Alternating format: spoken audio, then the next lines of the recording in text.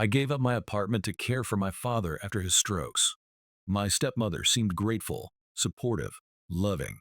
Until the day I found her hidden collection of documents from previous husbands who had mysteriously died. When someone you've trusted with your father's life whispers, "He's always been worthless" at dinner, you realize the nightmare has only just begun. This morning, I watched them all crying in handcuffs on my front lawn. I never imagined I'd be sharing this story, but what unfolded in my childhood home over the past 6 months has shattered everything I believed about family, trust, and the lengths people will go to destroy lives for money. Some background that'll matter later.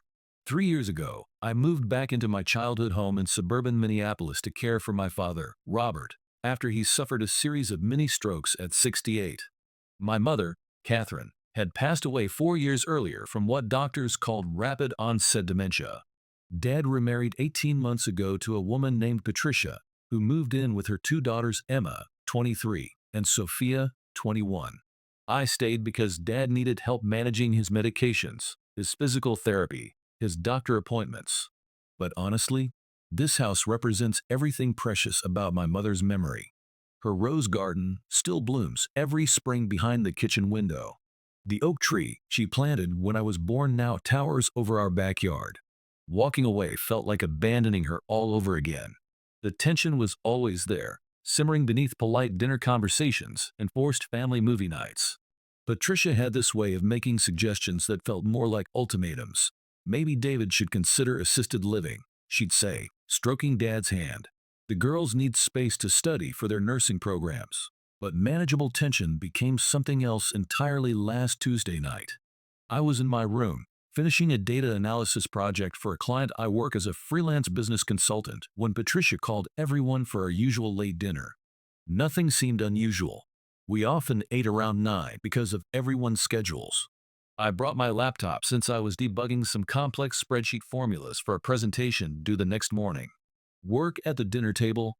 Patricia's voice carried that familiar edge, sharp enough to cut glass, but sweet enough to fool strangers.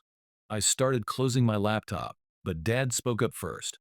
"Let him finish, Patricia. David's handling important business for his clients." That's when the mask slipped completely.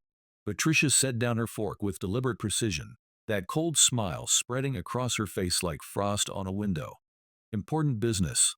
He's always been worthless. Sitting in his room all day, taking up space we could use so much better." The silence that followed felt like the air being sucked from the room.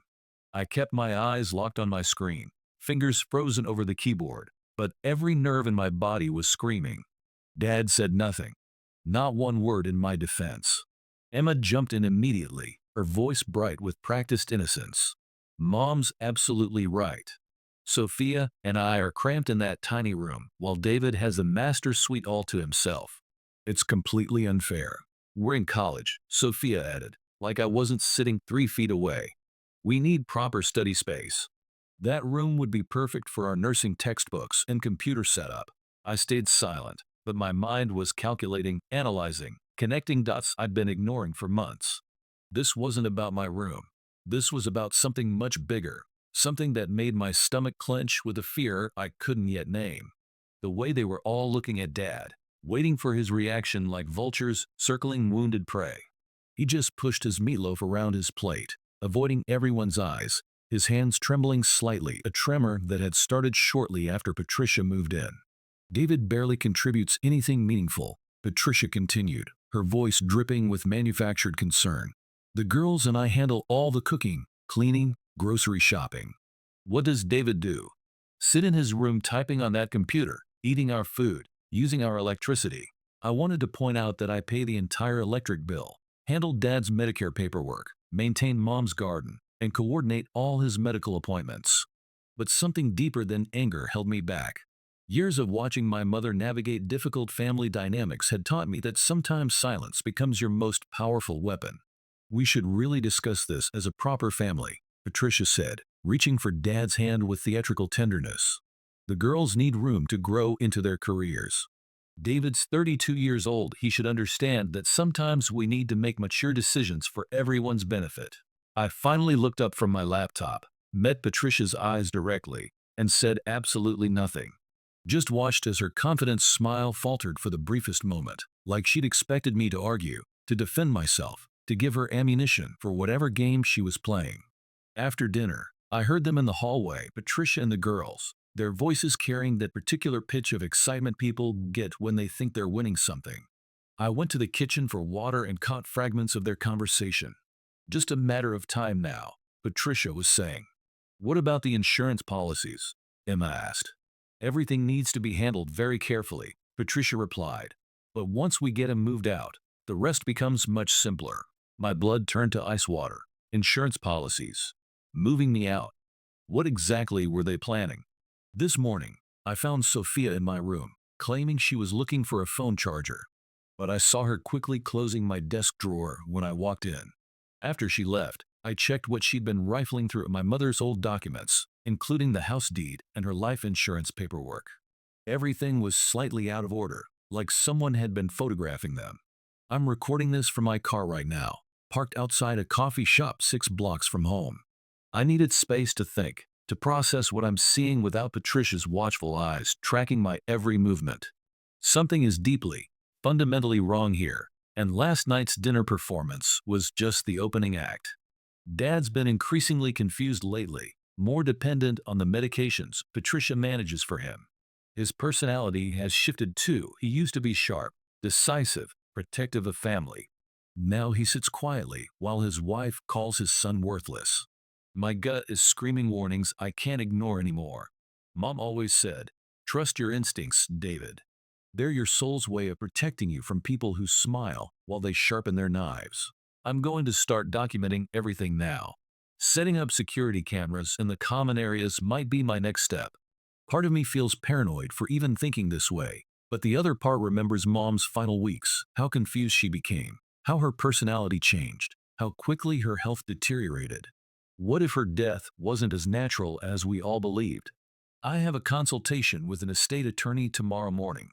Maybe I'm overreacting, but something about the way Patricia smiled when she called me worthless. It wasn't just an insult. It felt like the first move in a chess game I didn't realize we were playing. I need to get back before they notice how long I've been gone. The last thing I want is to give them any excuse to escalate whatever they're planning.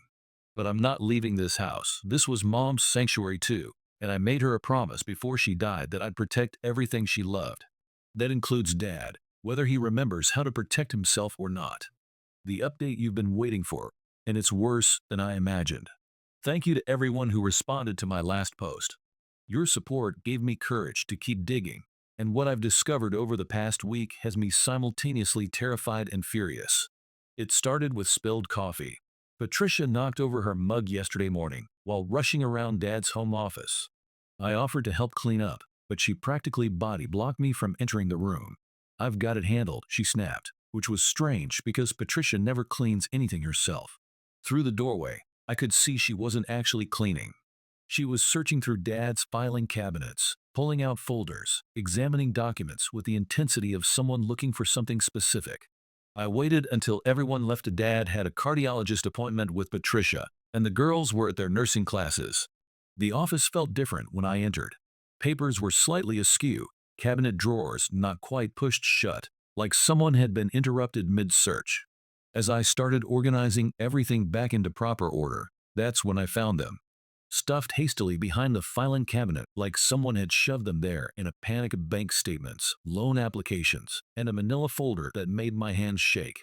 Divorce papers, not just one set, but 4 different sets, each bearing Patricia's name, but with slight variations: Patricia Williams, Patty Wilson, Pat Williamson, Tricia Walsh. 4 different marriages to 4 different men, all within the past 12 years. But here's what made my blood run cold. Every single one of these men had recently lost their wives before marrying Patricia. Every marriage lasted between 18 months and 3 years. Every single one ended with the husband either declaring bankruptcy, transferring major assets, or in 2 cases, dying under circumstances the obituaries described as sudden illness following a brief decline. My hands were trembling as I photographed everything, then carefully replaced each document exactly where I'd found it. Years of managing complex data systems had taught me the critical importance of preserving evidence chains. As I was finishing, I heard voices outside, Emma and Sophia returning earlier than expected. I pressed myself against the office wall, barely breathing, as their conversation drifted through the window. Mom says we need to accelerate the timeline, Emma was saying, her voice sharp with urgency. The old man starting to ask too many questions about his bank accounts. Did you get those papers from David's room? Sophia asked. No, that paranoid freak is always hovering around. But Mom says once we get the refinancing approved, it won't matter. He'll have to leave whether he wants to or not. Refinancing. What refinancing? Dad owned this house outright had since Mom died. There was no mortgage, no reason to refinance anything. They walked past the office window, still talking, but their voices faded as they entered the house. I waited another 10 minutes, then slipped out through the back door. I spent the rest of the day making phone calls that painted an increasingly terrifying picture. First, I called Dad's bank. Turns out there had been multiple attempts to access his accounts over the past month, all denied because they required his in-person signature with two forms of identification. Then I called his cardiologist's office. They couldn't share medical details, but they confirmed something that made my stomach drop. Dad's next appointment wasn't scheduled until next month. So where exactly had Patricia taken him today? I drove to every bank branch within a 20-mile radius. Found them at the fourth location, First National Bank on Hennepin Avenue. Through the plate glass window, I could see Patricia hovering over Dad as he sat across from a loan officer, papers spread between them. I walked in casually, like I was there for my own banking business. The expression that crossed Patricia's face when she spotted me pure, undiluted hatred, quickly masked by that syrupy smile I'd grown to despise. David, what a wonderful surprise, she said, her voice dripping false sweetness. We're just helping your father organize some retirement planning. Dad looked confused, disoriented, like he wasn't entirely sure where he was or why he was there. David, he said slowly, Patricia told me you were too busy with work to come. Never too busy for family financial planning, Dad.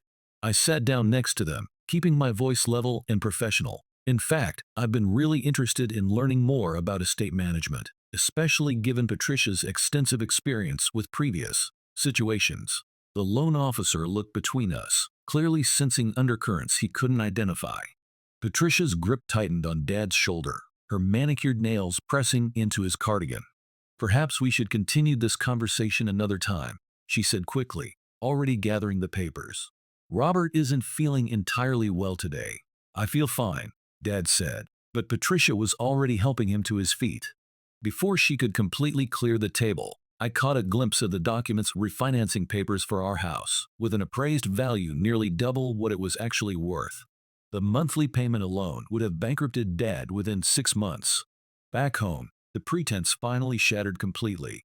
Patricia cornered me in the kitchen after Dad went to bed, her mask of concerned stepmother evaporating like morning mist.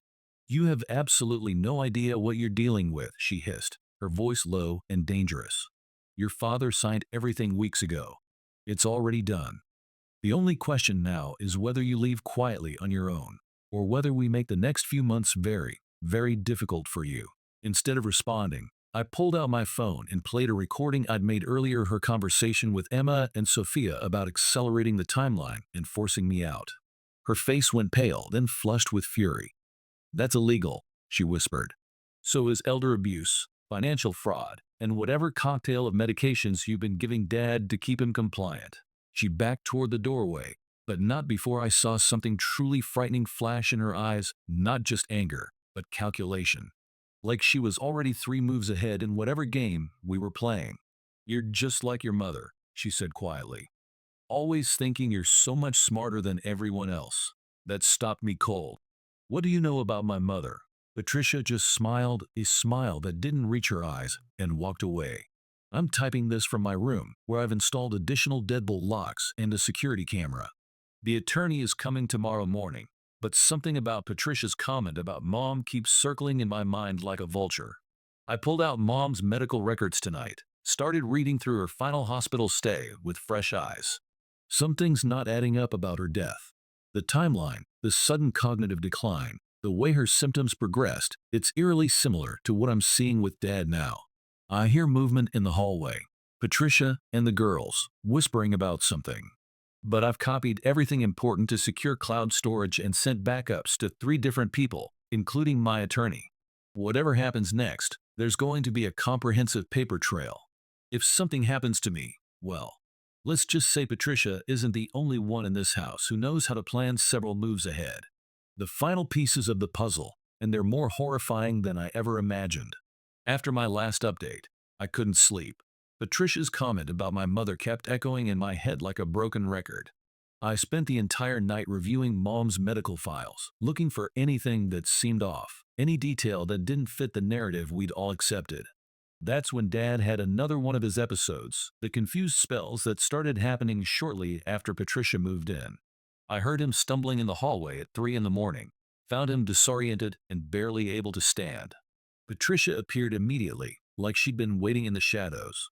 "See," she said to me, that familiar tone of manufactured concern. "This is exactly why he needs his medication adjusted properly. Thank God, I'm here to manage his care." Something about her readiness, her immediate presence, made me suspicious. After helping Dad back to bed, I decided to investigate something I'd been putting off. I found Dad's old pill organizer hidden in the back of his bathroom cabinet, the 7-day container Mom had used before she died, the one Patricia had replaced with her better system. The labels were still there, clear instructions in Mom's careful handwriting for each medication. I compared them to his current pills. They looked similar, almost identical in shape and color, but something felt wrong. I took samples from both containers to a friend who works as a pharmacy technician. The results came back this morning, and they explained everything. The old pills matched Dad's legitimate prescriptions perfectly. The new ones a similar shape and color, but completely different medications. Some were anti-anxiety drugs prescribed at doses high enough to cause confusion and disorientation. Others were blood pressure medications that could cause dizziness and memory problems when combined incorrectly. Patricia hadn't just been managing Dad's medications. She'd been systematically poisoning him. I started digging deeper, calling every pharmacy within a 50-mile radius. Found 4 different locations where Patricia had been filling prescriptions, each under slightly different names and dates of birth. When I mentioned potential prescription fraud to the pharmacist at CVS on Lake Street, she got very quiet. "Can you hold please?" she asked, then came back with her manager. Turns out they'd been flagging concerns for months, dangerous drug combinations, dosages that seemed excessive, multiple attempts to fill controlled substances. They'd tried calling Dad's doctor repeatedly, but someone always intercepted the calls, claiming to be his home healthcare nurse. While I was processing this revelation, Emma made a critical mistake. She left her laptop open when she went to make coffee, browser open to a Google search. Effects of mixing lorazepam with alcohol elderly patients. Lorazepam, the exact medication I'd found in Dad's current pill organizer. I photographed her screen, then quietly began replacing Dad's tampered medications with his correct prescriptions from the old container I'd hidden in my room. The changes were dramatic and immediate. Within 3 days, Dad's confusion began lifting. His hands stopped shaking. He started asking pointed questions about bank statements, about the refinancing papers Patricia claimed he'd signed. Patricia noticed the change too. Yesterday, I caught her in Dad's bathroom, frantically searching through his medicine cabinet. She didn't see me watching from the hallway as she tried to switch his pills back to her doctored versions. But I'd already moved all the real medications to a secure location. This morning, I heard her on the phone, her voice tight with frustration. "He's building up some kind of tolerance. We need to increase the dosage significantly or find something stronger. No, it can't wait. The refinancing papers are already filed, but he's starting to remember things clearly. The cameras I'd installed in the common areas last week caught everything. Yesterday's footage shows Patricia adding something from a small vial to Dad's morning coffee when she thought no one was looking. I sent all the evidence to my attorney immediately, but here's what really shattered my world completely. Going through Mom's medical records again with this new perspective, I found details I'd missed in my grief. In the weeks before she died, Mom had shown identical symptoms to what Dad was experiencing now: confusion, tremors, personality changes. The doctors attributed it to early onset dementia, never thinking to test her medications. I found Mom's old pill organizer too, tucked away in a box of her personal belongings I'd stored in the attic.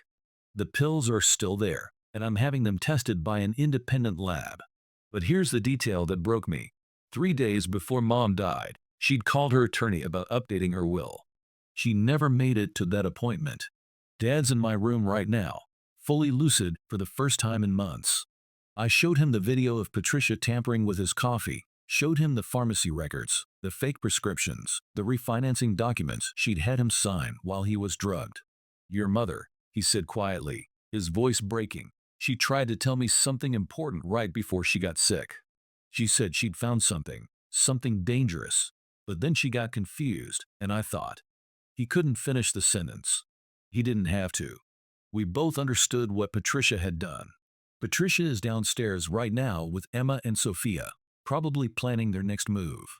They don't know we're up here, putting all the pieces together. Don't know about the cameras, the recordings, the comprehensive evidence file we've built.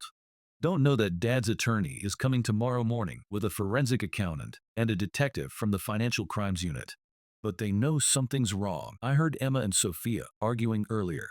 This wasn't supposed to take so long, Sophia hissed. Mom said it would be like the others, Emma replied. Shut up, Sophia snapped. Do you want him to hear? It doesn't matter anymore, Emma said. He's already figured it out.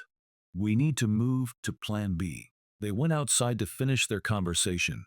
When they came back in, they started packing, not obviously, just small things, valuables, important documents. Like they're preparing to run. I should be terrified. Maybe I am. But mostly, I'm filled with a cold, calculating rage. Angry that they hurt my father. Furious that they murdered my mother. Livid at myself for not seeing it sooner. The detective arrives first thing tomorrow morning. Until then, Dad and I are staying locked in my room, monitoring everything through the security cameras. I've sent copies of all evidence to multiple secure locations. If anything happens tonight, the entire story, including Patricia's previous victims, will be waiting for law enforcement. Wait. Someone's trying to get into the room. I can hear Patricia outside the door, her voice syrupy sweet. Robert needs his evening medication. It's very important for his heart condition. Dad's sleeping peacefully on my bed, his color better than it's been in months. I'm calling 911 right now.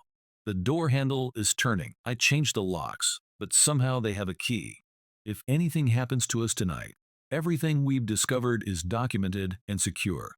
The truth about Patricia, about what she did to Mom, about what she's been doing to Dad, it's all going to come out. Justice is coming, whether we're here to see it or not. It's over. Everything happened so fast last night, but Patricia's reign of terror has finally ended. When I left off, Patricia was trying to break into my room while I was calling 911. What I didn't mention was that I'd already been in contact with Detective Sarah Chen from the Minneapolis Financial Crimes Unit. She'd been building a case based on the evidence I'd provided over the past week and was actually positioned down the street, waiting for a search warrant to be finalized. Patricia's attempt to force entry into my room became probable cause for immediate action. The moment Patricia got the door open using some kind of master key, she found herself face to face with 3 uniformed officers and Detective Chen. The expression on her face, it wasn't shock or confusion. It was recognition, like she'd played this exact scene before in other cities, with other families. Officers, thank goodness you're here, she started, immediately switching to her concerned stepmother voice. My husband is very unwell, and his son has been keeping him from his necessary medications. We're worried about Robert's safety. Dad cut her off, standing straighter than he had in months, his voice clear and strong. No, Patricia. Not this time. Not ever again. That's when Emma and Sophia made their break for it. They had overnight bags packed, just like I'd suspected, but officers were already stationed at every exit. As they were being handcuffed, Sophia started crying and said something that chilled everyone in the room. Mom promised it would be easy, just like the others. The others. Those 2 words opened a floodgate that revealed the true scope of Patricia's crimes. Detective Chen had been investigating similar cases across Minnesota, Wisconsin, and Iowa for the past 2 years. Wealthy widowers who mysteriously became ill shortly after remarrying, who signed over assets and drained accounts before dying of natural causes. Some survived, like my father. Others, like my mother, weren't so fortunate. The search of our house revealed Patricia's entire operation. Hidden in her bedroom closet, 3 burner phones, a laptop with detailed notes on drug interactions and symptoms of various medications, and a fireproof safe containing documents from at least 7 previous victims. They found a storage unit key that led to Patricia's archive files on other victims, newspaper clippings of obituaries, even photographs. She'd kept trophies from each successful con, like some kind of twisted serial killer collecting souvenirs. But here's what destroyed me completely. In Patricia's bedside table, wrapped in tissue paper like a precious memento, they found my mother's journal. The last entry was dated 3 days before she died. Found proof of what Patricia's been doing. Meeting with Attorney Tuesday to protect David and Robert. Have hidden evidence in safe place. If something happens to me, look in the rose garden, 3rd bush from the oak tree. Mom never made it to Tuesday. We found what she'd hidden: copies of Patricia's previous identities, bank records showing suspicious transfers, even photos of Patricia with her previous husbands. Mom had been building a case against Patricia, trying to save Dad from the same fate that was already consuming her. The lab results came back this morning. Mom's old medications contained traces of the same drugs they found in Dad's tampered prescriptions. Patricia had been practicing her technique for years, but Mom was one of the few victims who'd started fighting back. That's why Patricia had to accelerate her timeline with Mom, why the poisoning was faster and more aggressive. Patricia, Emma, and Sophia spent last night in jail. This morning, as officers executed search warrants on their cars and Emma's apartment, I watched all 3 of them crying on my front lawn, not from remorse, but from the realization that their con had finally collapsed. Emma broke first during questioning, told investigators everything, admitted that she and Sophia had been willing participants since they were teenagers. Patricia had trained them to help isolate and manipulate victims, to be the grieving stepdaughters who just wanted their new dad to be happy. The district attorney is filing charges that read like a catalog of evil: attempted murder, conspiracy to commit murder, elder abuse, financial fraud, identity theft, prescription fraud, and they're reopening several accidental deaths, including my mother's case. The evidence is overwhelming. Patricia's meticulous record-keeping, the same obsessive attention to detail that made her con successful, is going to bury her in court. Dad's in therapy now, working through everything with a counselor who specializes in trauma and manipulation. The doctors say he'll make a complete physical recovery from the medications. Mentally, it's going to take longer. He spends hours in Mom's rose garden, tending to the flowers she loved, talking to her like she's still here listening. Yesterday, he looked at me with tears in his eyes and said, "Your mother would be so proud. She always said you could see things other people missed, that you'd never let anyone hurt our family." The house is peaceful now, in a way it hasn't been since Mom died. We're going through old photo albums together, talking about memories we'd both kept locked away, processing the grief we never properly shared. Dad admitted he'd rushed into marriage with Patricia because he was lonely, terrified of aging alone. I told him what I should have said years ago, that he's never alone, that family means we face everything together. Remember that refinancing paperwork Patricia had convinced Dad to sign? Turns out she'd forged his signature on half the documents. The bank's fraud department had already flagged it during routine verification and had been building their own case against her for weeks.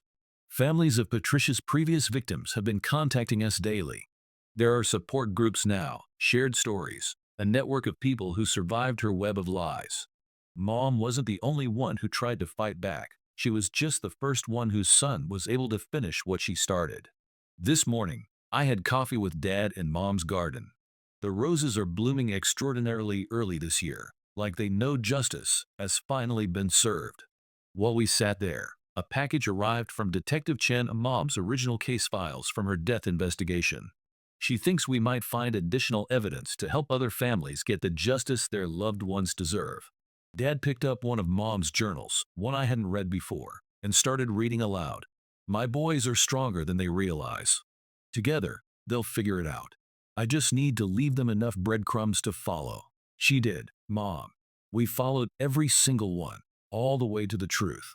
To everyone who followed this story and offered support, thank you for giving me the courage to keep digging when everything seemed hopeless. To anyone out there who has that gut feeling that something's not right with a family situation, trust it. Document everything quietly.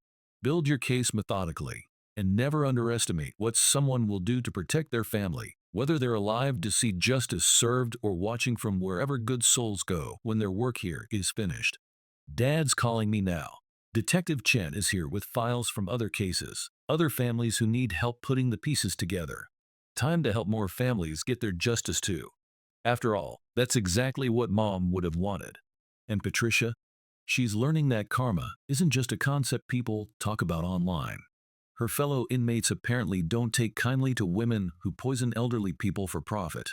Sometimes the best revenge isn't what you do to someone. It's making sure the entire world knows exactly who they are and what they've done. Justice served, Mom. Finally and completely.